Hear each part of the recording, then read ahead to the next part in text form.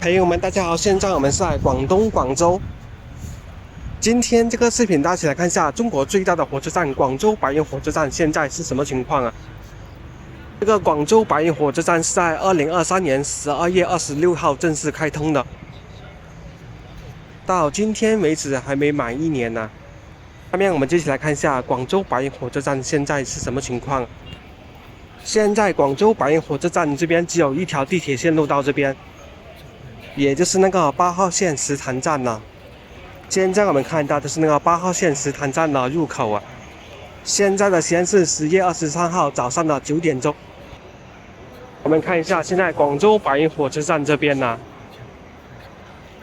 现在前来这边坐火车的旅客真的非常的少。州白云站是广州花了440亿投资的大型综合交通枢纽。当初建设的目的就是为了承接广州火车站广州东站的全部火速列车，而广州火车站广州东站将升级改造成为那个高铁站。但是现在广州白云火车站这边快开通满1年了，而广州火车站广州东站还迟迟没有开始改造啊，这也是目前造成广州白云火车站这边客流量少的原因之一啊。我们看一下这个站房建得非常的漂亮大气啊！现在我们是在1楼，那个进站口是在4楼。下面我们就上去看一下那个进站情况。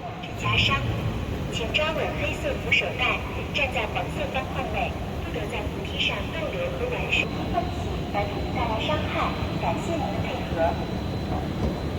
现在我们已经上到4楼这里了。请用低头看手机。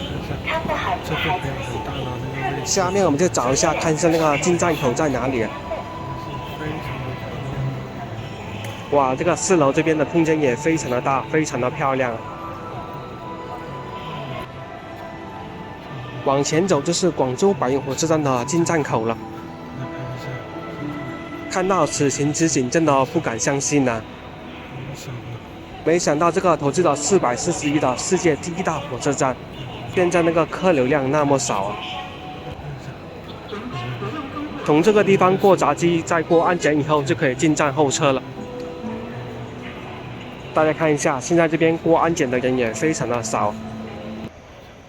最后我们再给大家看一下广州白云火车站了，这个火车站建得真的非常的漂亮啊！好了，今天这个视频就给大家拍到这里了。